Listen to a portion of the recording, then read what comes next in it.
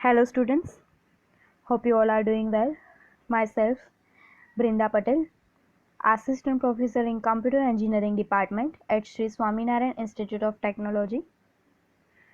So, आगे हमने IP address के बारे में पढ़ा और उसकी क्लास कैटेगरीज भी देखी हमने.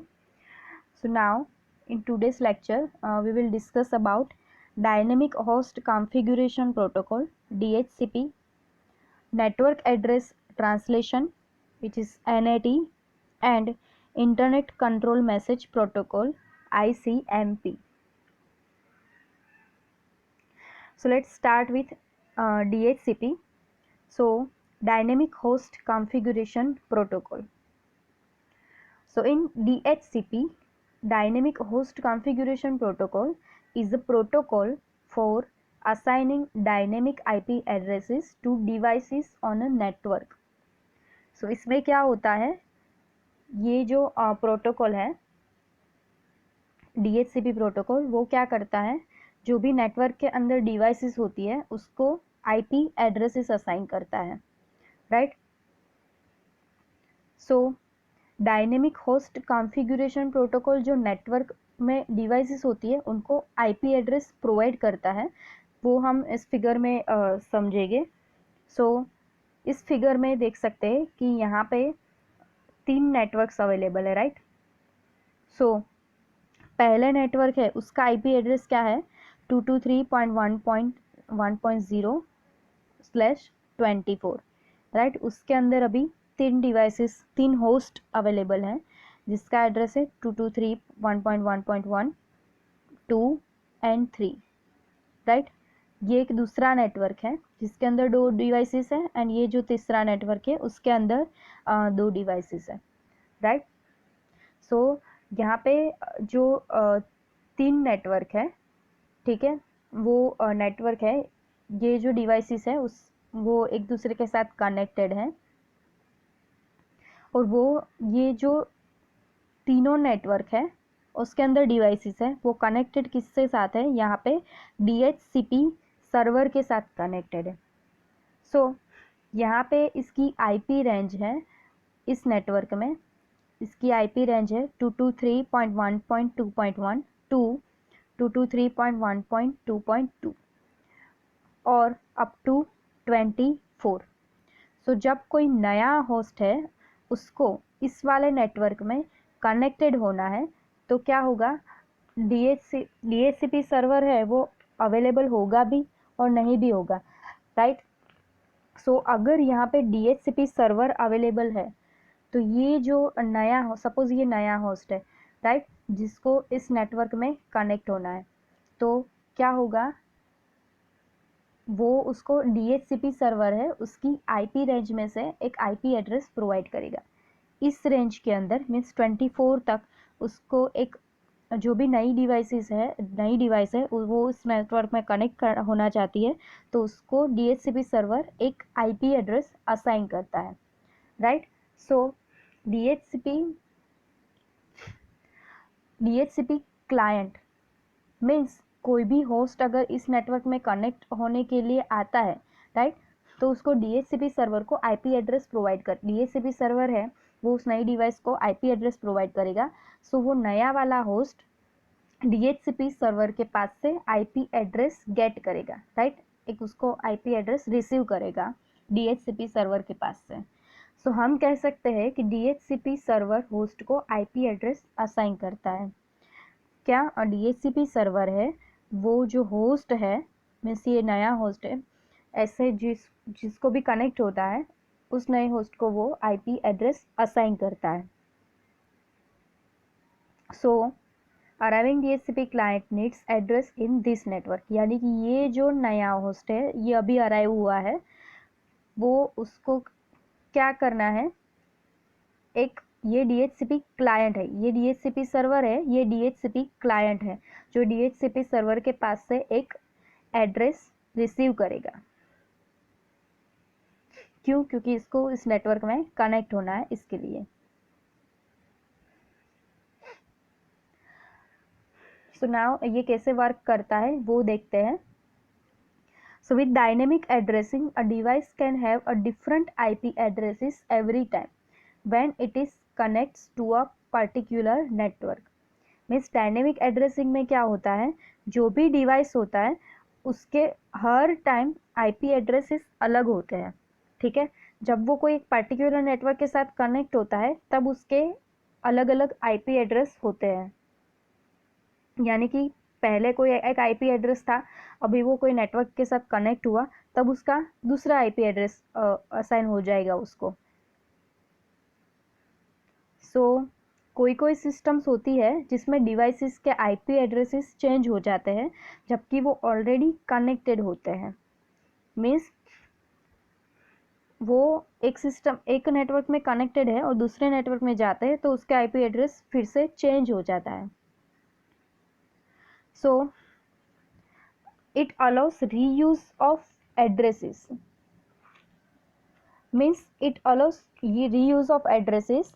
रीयूज यानी कि फिर से वो आईपी एड्रेस मीन्स फिर से वो आईपी एड्रेस यूज़ कर सकते हैं। मीन्स कोई टाइम डिवाइस को कोई एक आईपी एड्रेस मिलता है और थोड़े टाइम बाद वो डिवाइस आईपी एड्रेस को रिलीज़ कर देगा, यानी कि पुराने वाले को रिलीज़ कर देगा और एक नया आईपी एड्रेस वो रिसीव करेगा। बट वो डिवाइस वही वाले नेटवर्क में कनेक्टेड रहेगा भले ही उसके आईपी एड्रेस चेंज हो गए हो। यानी कि पहले जो डिवाइस के साथ कनेक्ट था उसके साथ तो वो कनेक्टेड रहेगा ही, अगर वो दूसरे नेटवर्क में कनेक्ट होने के लिए जाता है उसका सिर्फ आईपी एड्रेस चेंज होगा, डिवाइसेस तो सेम ही कनेक्टेड रहेगी, right. So reusability of the addresses, so reusability of the address is only hold addresses while connected on the same network, right. It also support mobile user who want to join the network। Mobile network यानी कि different mobile user होते हैं, वो उसको भी ये DHCP protocol support करता है जो उसके नेटवर्क में कनेक्ट होना चाहता हूँ। So let's see how DHCP client server interaction. यहाँ पे DHCP सर्वर अवेलेबल है जो है 223.1.2.5 एंड ये क्या है, एक होस्ट है, मीन्स एक नया क्लाइंट अराइव हुआ है इस नेटवर्क में, राइट। सो क्लाइंट पहले क्या करेगा, क्लाइंट पहले ब्रॉडकास्ट करेगा कि कोई DHCP सर्वर अवेलेबल है कि नहीं, is there any DHCP server out there. So उसका आईपी एड्रेस क्या होगा, अभी यहाँ पे फर्स्ट टाइम पे अभी कोई भी आईपी एड्रेस नहीं होगा, राइट। ये नेटवर्क एड्रेस यहाँ पे यूज हुआ है, राइट। सो एन एड्रेस है 0.0.0.0 एंड पोर्ट कौन सा है 68। सो IP address and here destination address कौन सा है 255.255.255.255, यानी कि अभी कोई आईपी एड्रेस असाइन नहीं हुआ है अभी डेस्टिनेशन एड्रेस में, और पोर्ट कौन सा है अभी 67, राइट। सो ये पोर्ट है 68 एंड यहाँ पे पोर्ट है 67 and you can see here the transaction ID is 654. So here in DHCP server send a DHCP offer, client send this request known as DHCP discover। DHCP server क्या करेगा, जो भी client है, नया client arrive हुआ है उसको एक DHCP ऑफर भेजेगा। यानी कि इन DHCP ऑफर में ब्रॉडकास्ट मैसेज क्या करेगा, वो I am a DHCP server, here is an IP address you can use. यानी कि मैं एक DHCP सर्वर यहाँ पे अवेलेबल हूँ और ये एक IP एड्रेस है जो तुम यूज़ कर सकते हो, right. So DHCP server assign one IP address to the host। See here IP address is 223.1.2.5 and port is 67, right. So in this the source address of this DHCP server, here and the destination address is 255.255.255.255. So here receiving IP address means assigning a new IP address of host is 223.1.2.4 means DHCP server ने जो भी ये client है उसको कौन सा नया IP address provide किया है 223.1.2.4. Then DHCP request to the client side is a broadcast message. Okay, I will take that IP address. Means DHCP ने सर्वर ने एक IP एड्रेस ऑफर किया तो क्लाइंट ने अभी रिप्लाई क्या दिया, ब्रॉडकास्ट मैसेज उसने दिया okay I will take that IP address, यानी कि ये जो IP एड्रेस है वो मैं रिसीव कर रहा हूँ, right. So I will take this IP address which is 223.1.2.4, ये वाला IP address. So DHCP server is known that 223.1.2.4 IP address is assigned to this host. DHCP server को पता चल जाएगा कि अभी मैंने ये जो 223.1.2.4 है वो ID इस नए जो क्लाइंट है उसको मैंने असाइन कर दिया है, नए होस्ट को. So here see source address is 0.0.0.0 as usual. The destination address is 255.255.255.67. 67 is the port number. So here 0000 जो है वो नेटवर्क एड्रेस है यहाँ पे, एंड ये जो 255 है वो क्या है, एक ब्रॉडकास्ट एड्रेस है, right. Which receiving assigning IP address is 223.1.2.4. ये क्या है, जो IP एड्रेस असाइन किया है वो वाला. एंड ट्रांजेक्शन ID अभी चेंज हो गया, क्या हो गया अभी 655. सो बिकॉज ये DHCP सर्वर को रिक्वेस्ट आई है, या ट्रांजेक्शन ID क्यों चेंज हुआ, क्योंकि पहले क्या था, क्लाइंट ने रिक्वेस्ट भेजी थी, उसके बाद में IP असाइन किया, भाई IP असाइन हो गया है, उसके बाद का ये ट्रांजेक्शन ID है, यानी कि ट्रांजेक्शन ID चेंज हो गया. सो अभी DHCP सर्वर एक्नॉलेजमेंट मैसेज भेजेगा, मीन्स ये जो ब्रॉडकास्ट मैसेज भेजेगा okay you have got that IP address, यानी कि तुमने ये IP एड्रेस रिसीव कर लिया है. तुमने मीन्स ये जो क्लाइंट है उसने IP एड्रेस में जो है वो रिसीव कर लिया है. सो DHCP सर्वर एक्नॉलेजमेंट यानी कि ब्रॉडकास्ट मैसेज भेजेगा, एंड क्लाइंट के पास एक ये जो है IP एड्रेस 223.1.4 वो उसके पास मिल जाएगा उसको.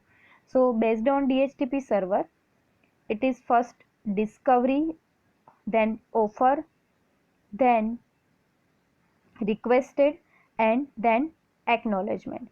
So the host received or assigned this address, right, this IP address. So source DHCP server IP address and source क्या करेगा, ये जो सर्वर साइड है DHCP ये क्या करेगा, रिसीवर साइड को और सॉरी क्लाइंट को एक IP एड्रेस असाइन करेगा, ठीक है. So this is assigning IP address and transaction ID, right, and life time which is 360 seconds. So in real life जब आप अपने होम नेटवर्क में कनेक्टेड होते हो, सो अपने मॉडेम का या राउटर से साथ आप कनेक्टेड होते हो एक नेटवर्क में, सो आपको एक डिफॉल्ट IP एड्रेस मिलता है, राइट. बिकॉज आपके मॉडेम का डिफॉल्ट IP एड्रेस होगा 192.168.1.1 एंड बाकी दूसरी सारी जो डिवाइसेस कनेक्टेड है वो उस मॉडेम का IP एड्रेस यूज करेगी, because it is works like DHCP which have IP address 192.168.1.1, 0.2, 0.3 or 0.4 likewise.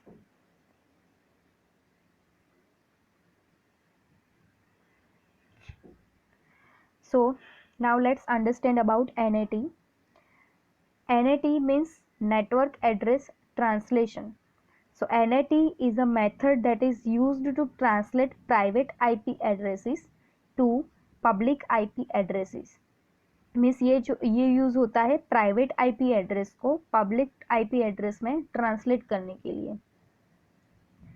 See here in this figure, यहाँ पे हमारे पास एक लोकल होम नेटवर्क है, राइट, जिसमें 3 होस्ट डिवाइसेस अवेलेबल हैं, ठीक है, वो कनेक्टेड है नेटवर्क के अंदर, विच इज 10.0.0.1, 2 एंड 3।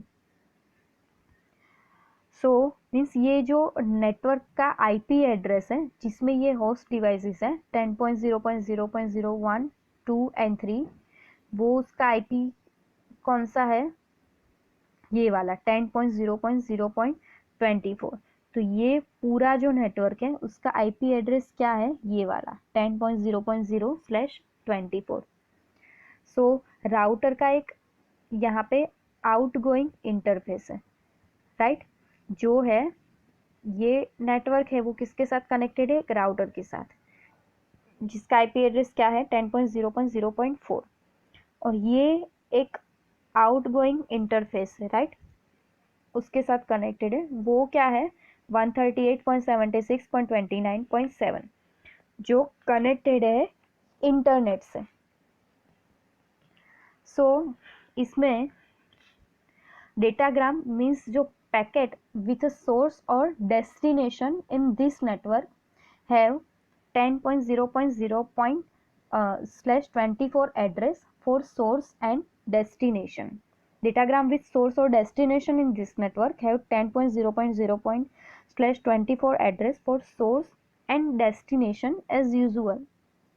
यानी कि उसके पास सोर्स का भी जो एड्रेस होगा वो, एंड डेस्टिनेशन जो है उसका भी एड्रेस होगा, right, and all the datagram living means outgoing from the local, ये क्या है एक आउटगोइंग एड्रेस है, right, so outgoing from the local network, outgoing from the local network में से जो आउटगोइंग है वो वाला रूट है, राइट। सो इसके पास एक सेम सिंगल आईपी एड्रेस है जिसको हम क्या कहेंगे, एनएटी आईपी एड्रेस कहेंगे। मीन्स ये जो network address translation IP address है वो है 138.76.29.7 which is different source port number, right. So हम कह सकते हैं कि यहाँ पे कि जो नेटवर्क है ये पूरा है लोकल एरिया नेटवर्क, ठीक है, ये पूरा लोकल नेटवर्क है। सो यहाँ पे जो लेफ्ट साइड पे यहाँ पे ये आउटगोइंग नेटवर्क है, ठीक है, आउटसाइड वाला, उसको हम क्या कह सकते हैं, इंटरनेट आईपी एड्रेस कह सकते हैं।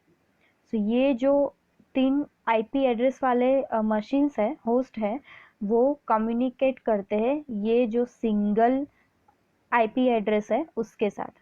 सो ये इसको हम कह सकते हैं, ये जो सिंगल आईपी एड्रेस है आउटगोइंग, उसको क्या कह सकते हैं हम, public IP address.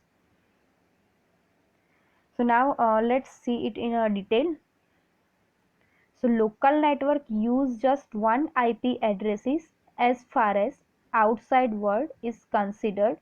Far as outside world is considered means जब तक बाहर की कोई डिवाइस कनेक्ट नहीं होती लोकल एरिया नेटवर्क में, तब तक वो एक ही आईपी एड्रेस यूज करता है, राइट। जैसे हमने आगे की फिगर में देखा कि एक आउटसाइडर नेटवर्क है, वो भी एक राउटर के साथ कनेक्टेड है, और वो राउटर कनेक्टेड है लोकल एरिया नेटवर्क के साथ। तो जब तक वो आउटर नेटवर्क कनेक्ट नहीं होता तब तक लोकल एरिया नेटवर्क के पास पर्टिकुलर एक आईपी एड्रेस होता है। So this means that only a single unique IP address is required to represent an entire group of computers. Means entire group of subnet network.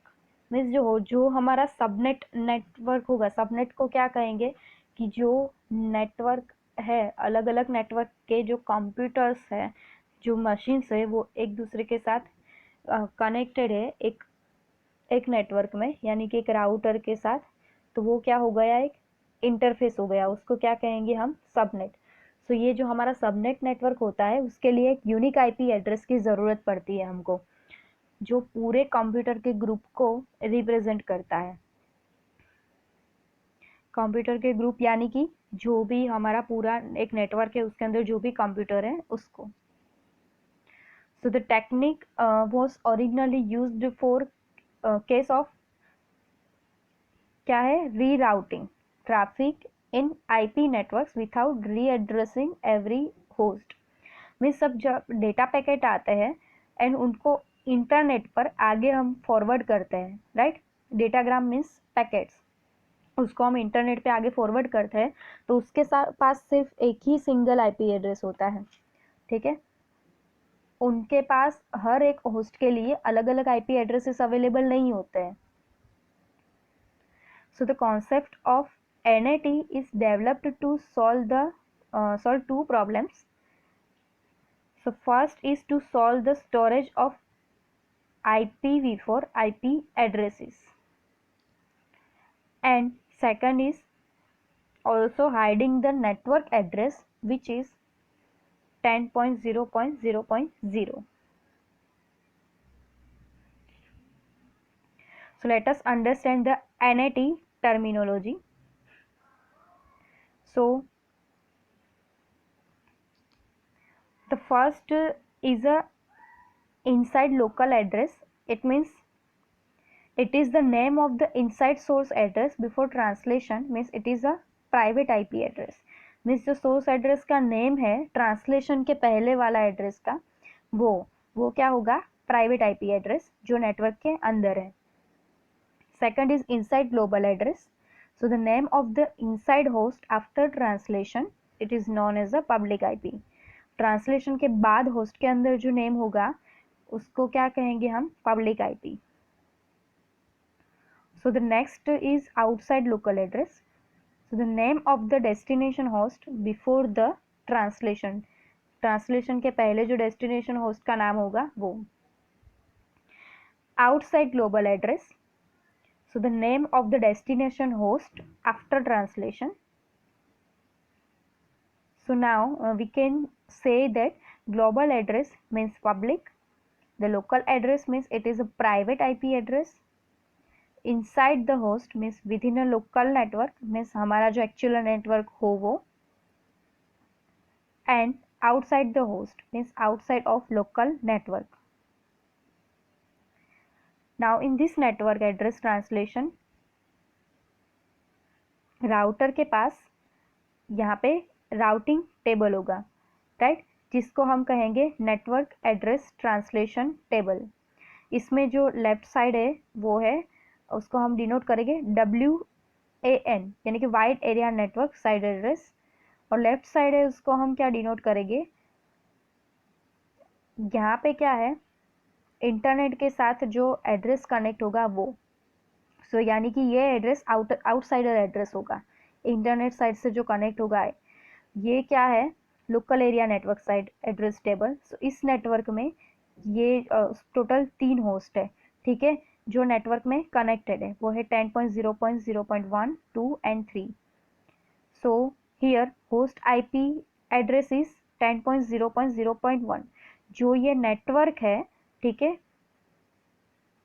Host का, वो datagram send करता है 128.119.40.186 IP address पे।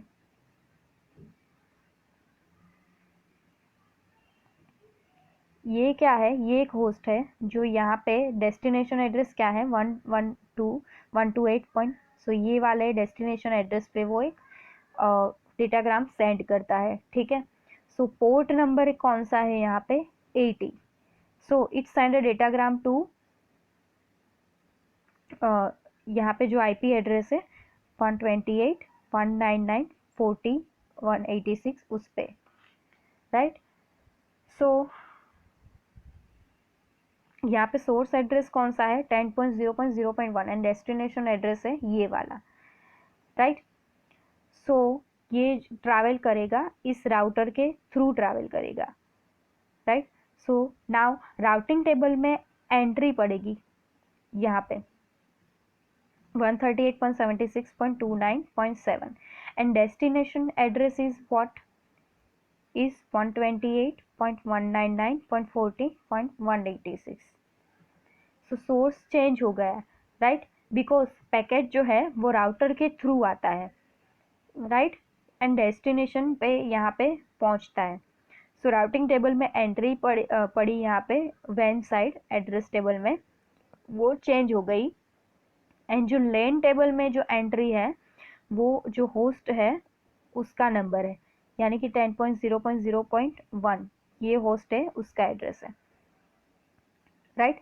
So now अब internet से अगर packet receive कर रहे हैं, सो इंटरनेट होस्ट का सोर्स आईडी क्या है, 128.119.40.186, एंड पोर्ट कौन सा है अभी 80, एंड डेस्टिनेशन आईडी क्या होगा, ये जो एक सिंगल पब्लिक आईडी है वो वाला 138.76.29.7। सो अभी राउटर टेबल पहले चेक करेगा कि ये जो डेटाग्राम आईपी है ये वाला 138 पॉइंट वाला, ये पहले से डेटाग्राम ये मैच हो रहा है कि नहीं टेबल के साथ। अगर ये मैच होता है लेन साइड टेबल पे, लेन साइड का एड्रेस है जो 10.0.0 उससे मैच होता है तो वो फॉरवर्ड कर देगा इस मशीन पे, राइट।